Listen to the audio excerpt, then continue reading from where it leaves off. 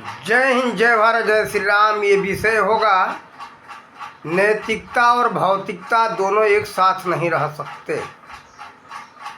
या तो नैतिकता रहेगा या तो भौतिकता रहेगा। देखो, भौतिकता सीमित मात्रा में होना चाहिए। भौतिकता तो सब समय में रहा है, लेकिन उस नैतिकता के दुष्प्रभाव का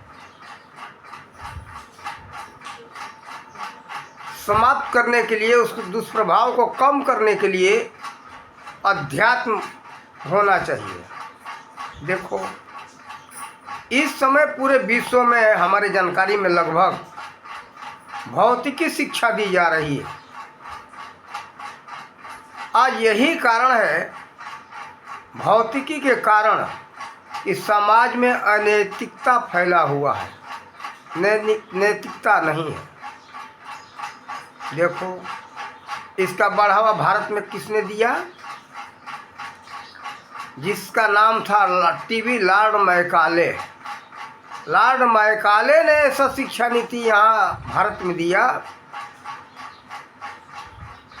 अपने लंदन के संसद में 2 फरवरी 1835 को इसने ऐसा कानून पास, ये विचार रखा, कानून पास हुआ कि भारत को बदलना है तो हम ऐसी शिक्षा नीति लाएंगे कि भारत को बदल देंगे। भारत को अगर गुलाम करना है तो ऐसी शिक्षा नीति लाएंगे जहाँ कि वहाँ के शिक्षा नीति के, माने भारत की शिक्षा नीति को समाप्त कर दिया जाए। शिक्षा नीति बदल करके ही कहीं के विचारधाराओं को बदला जा सकता है। ये उसका विचार था और प्राचीन काल से इतिहास में भी देखने को मिल रहा है।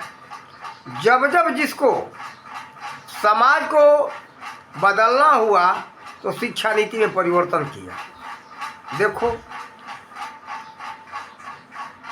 हरनाकुश चाहता था कि हम समाज को बदल दें, तो उसने भी शिक्षा नीति में परिवर्तन किया। देखो, हरनाकुश के शिक्षा नीति के पहले 4 पुरुषार्थ का शिक्षा दिया जाता था: अर्थ, धर्म और काम, मोक्ष। उससे भी घटिया किस्म का, हाँ, अब एक बात बोल रहा हूँ। तो उसने क्या किया? उसने, हरनाकुश ने अर्थ, धर्म, काम, मोक्ष में से मोक्ष को हटाया, अर्थ, धर्म, काम को रखा। अर्थ, धर्म और काम को रखा, मोक्ष को हटा दिया।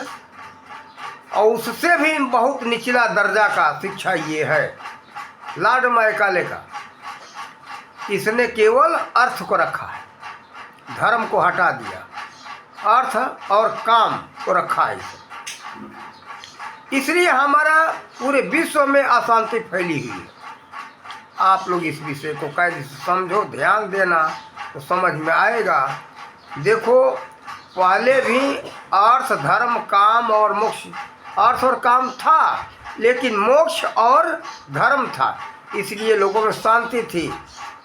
आज केवल काम और अर्थ का शिक्षा दिया जा रहा है।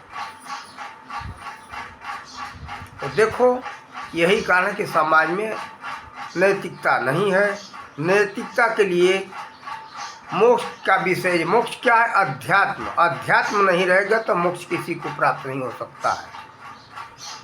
तो लॉर्ड मैकाले ने 2 को हटा दिया, इसलिए आप सब लोग परेशान हो। और केवल भौतिकी शिक्षा इसलिए दिया जा रहा है, भाई धर्म और मोक्ष को अगर हम लाएंगे तो हमारे समाज का विकास नहीं होगा। ये विचार करो, जहाँ केवल अर्थ और काम रहेगा वहाँ नैतिकता नहीं रहेगा, नियत ठीक नहीं रहेगी, बुद्धि भ्रष्ट हो जाएगी। जब बुद्धि भ्रष्ट हो जाएगी तो कैसे अर्थ बचेगा, कैसे संपत्ति बचेगी? ये क्यों नहीं विचार करते हो? बुद्धि भ्रष्ट है, नैतिकता नहीं है, तो आयु ही संपत्ति भी चली जाएगी। आज वही हो रहा है। जहाँ सद्बुद्धि नहीं है वहाँ लोग क्या करते, अत्याचार, नाना प्रकार के कुकर्म अत्याचार करना शुरू कर देते। जब कुकर्म अत्याचार करना शुरू कर देते तो नाना प्रकार की आपत्तियाँ आती है, विपत्तियाँ आती हैं, सारी संपत्ति नष्ट हो जाती है। ऐसी शिक्षा किस काम की? नैतिकता अवश्य होना चाहिए। वहाँ मोक्ष का, धर्म का शिक्षा दिया जाना चाहिए, यानी अध्यात्म दिया जाना चाहिए, तभी नैतिकता रह सकता है। केवल भौतिकता रहे तो वहाँ नैतिकता नहीं रहेगा। आज देख लो, यही हो रहा है। नैतिकता न रहने के कारण किसी की संपत्ति बची क्या? आप लोगों के सामने है। नैतिकता खो करके उत्तर प्रदेश में अतीक अहमद ने कितनी संपत्ति इकट्ठा किया था। मुख्तार अंसारी के तो पीढ़ी मैंने मान लो सुखी था, कितना संपत्ति इकट्ठा किया। उसके पहले विकास दुबे हुए कानपुर वाला, कितने संपत्ति इकट्ठा किया। नैतिकता खो करके क्या वो संपत्ति रही? कलंक भी लगा, सारी संपत्ति भी गई, जीवन भी गया। ऐसे अनेकों उदाहरण है। कोई नैतिकता छोड़ करके, नैतिकहीन हो करके भौतिकता को इकट्ठा करे, यानी सारी सुख सुविधा को, अर्थ को इकट्ठा करे, वो नहीं रहेगा। इतना लिख लो। तो देखो, इसलिए हम यही कहेंगे कि आप लोग नैतिकता को मत ठुकराओ, और जो 2020 में जो नई शिक्षा नीति लाई जा रही है उसको आप लोग स्वीकार करो, तभी आप सबका कल्याण होगा, नहीं तो कल्याण नहीं होगा। आज इसी साथ साथ एक बात और हम कहते, आज केवल क्या लोग कहते, अरे भाई मनुवादी सिद्धांत आ जाएगा, मनुस्मृति लागू होगा। ये बताओ, मनुस्मृति देखा कभी? बहुतों ने तो देखा भी नहीं, सुनी सुनाई। केवल कोई आया और भ्रम फैला दिया कि भाई मनुवादी सिद्धांत आने वाला है, मनुवादी सिद्धांत बहुत खतरनाक है, ब्राह्मणवाद है, ब्राह्मण अपना वर्चस्व जमाएंगे। देखो, मनुस्मृति में ऐसा कुछ नहीं है। मनुस्मृति आप उठा के देखो, और ये बताओ जो मनुस्मृति का विरोध करने वाले हैं, कि जानते हो कौन से मनु का ये स्मृति लिखा हुआ है? उनका क्या नाम था? मनु तो करते हो, लेकिन कितने मनु हुए मालूम है? कौन मनु का संतान ये चल रहा है, और किस मनु ने ये स्मृति लिखा था मालूम है? ये तो इतना पता कर लो। जब तक मनुस्मृति नहीं पढ़ोगे तब तक मालूम होगा नहीं, और उसका विशेषता नहीं मालूम होगा। उसमें कुछ मिलावट किया गया है, मुझे भी पता है, मैं भी देखा हूँ, पढ़ा हूँ। जैसे एक जगह है कि अगर शूद्र वेद मंत्र सुन ले तो उसके कान में शीशा पिघला के डाल देना चाहिए। ये गलत है, मिलावट है। देखो, मनु जी महाराज ऐसा कभी नहीं लिख सकते। ऐसा मिलावट क्यों किया गया कि भारत के लोग सनातनी जो हिंदू कहे जाते, इस धर्म विमुख से, इस धर्म ग्रंथ से विमुख हो जाए, इसको ठुकराएं। देखो, जो शूद्र है ना, शूद्र कोई जाति नहीं है। कर्मों के आधार पर मनु जी महाराज ने 4 जाति बनाए, यानी 4 वर्ण, जिसको वर्ण लोग कहते, ब्राह्मण, क्षत्रिय, वैश्य, शूद्र। कर्मों के आधार पर था, यानी चारों उनके संतान थे। बताओ, कोई संतान को पिता चाहेगा, कोई माँ चाहेगी उसको मार डालो? बताओ, किसी के कान में गर्म करके शीशा पिघला करके डाल दिया जाए तो क्या मर जाएगा कि बचेगा? तो कोई भी पिता, कोई भी दादा, कोई भी परदादा अपने परिवार को, संतान को समाप्त नहीं करना चाहेगा। ये इतना विचार तो करो। मनु जी महाराज ने ऐसा नहीं लिखा।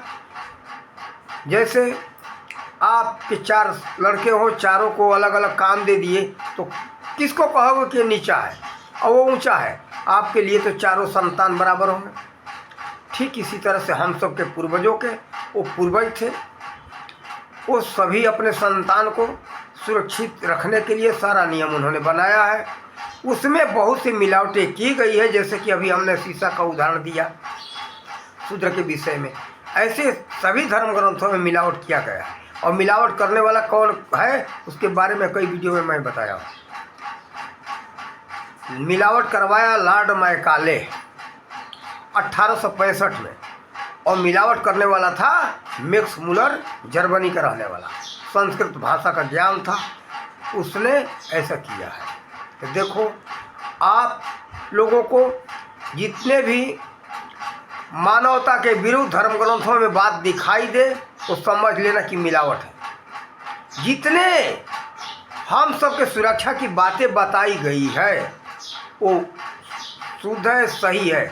जो जहाँ हमारे समाज को पतन वाला रास्ता दिखाए, समाज में उथल पुथल करने वाला दिखाए, आपस में लड़ाने वाला अगर कोई शब्द दिखाई दे, वो जो पंक्तियाँ दिखाई दे, समझ लेना कि वो मिलावट है।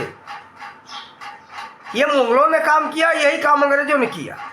यहाँ के धर्म ग्रंथों में मिलावट किया, इतिहासों में मिलावट किया।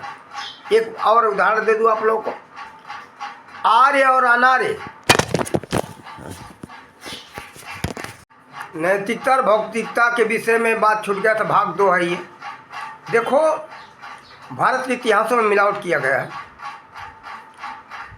भारत के इतिहास में आदिवासी शब्द कहीं नहीं है।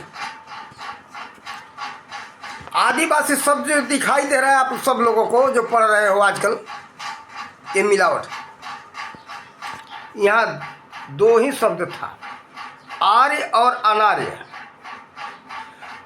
उसी अनार्य शब्द को परिवर्तित करके लिख दिया आदिवासी। आदिवासी ऐसा एक शब्द है जिसे साबित होता है कि कोई नवीनवासी यहाँ है। वही लड़ाने का काम कर रहा है भारत में, कि आज लड़ाइयों की तैयारी हो रही है कि आर्य जो है विदेशी हैं, भारत के हैं नहीं। ये भी इतिहास में पढ़ाया गया कि आर्य तो बाहर से आए हुए, यूरोप से, कैस्पियन सागर क्षेत्र से आए, लेकिन सब गलत है। इसके विषय में मैं बहुत वीडियो में बताया हूँ, आप लोग उसको सुनना। कैस्पियन सागर क्षेत्र के नहीं है। उसमें दिखाया गया है कि ईसा के जन्म से 3.5 से 4.5 वर्ष पूर्व आए। अब तो आप लोगों के सामने खुदाइयों का प्रमाण है। हड़प्पा, मोहनजोदड़ो, यहाँ लोथल देख लो, राखी गढ़ी का देख लो, धोलावीरा का इतिहास देख लो, खुदाइयों के आधार क्या है। ये सभी जो है 8,000 से 10,000 वर्ष का ये नगर है। हड़प्पा मोहनजोदड़ो का तो बताया है वैज्ञानिकों ने कि यानी 7,500 वर्ष पुराना है वो आज से। तो देखो, उसमें लिखा हुआ है कि ये नगर जो है पहले ईसा के जन्म से 7,500 वर्ष पूर्व ये विकसित था। इससे साबित होता है कि कोई आया है नहीं है, और वह नगर आर्यों का ये इतिहासकारों, ये वैज्ञानिकों ने साबित किया है। तो देखो, कोई बाहर से आया नहीं है। आर्य और अनार्य का मतलब होता है, आर्य का मतलब है तो होता है बुद्धिजीवी, अनार्य का मतलब होता है अनाड़ी यानी अज्ञानी। तो किस राज्य में किस घर में नहीं है। इसलिए आप लोग समझो, आपस में लड़ो मत। सब भारतवासी हो, आर्य हो, और कोई अनार्य की बात आ जाए तो समझ लेना कि मैंने ये बुद्धिहीन के लिए कहा गया है। तो भाई बुद्धिहीन तो किस परिवार में नहीं है, किस घर में नहीं है। ज्ञानी और अज्ञानी सभी घरों में होते, सभी समाज में होते, सभी गांव में होते, सभी देशों में होते। इसमें लड़ने झगड़ने वाली बात नहीं है। कोई ये कहे कि मैं बुद्धिमान, मुझको कहो, तो कहने से नहीं होगा। उतना अपने बुद्धि का विकास करो, पढ़ाई लिखाई करो, आगे बढ़ो, यही हम कहेंगे। इसलिए लड़ने झगड़ने की बात नहीं है। इतिहासों में, धर्म ग्रंथों में मिलावट किया गया है। आप लोग आपस में लड़ो मत, उसको समझ बूझ करके रहो, शांति से रहो, अपना कल्याण करो। इन्हीं शब्दों के साथ वाणी का विराम देते।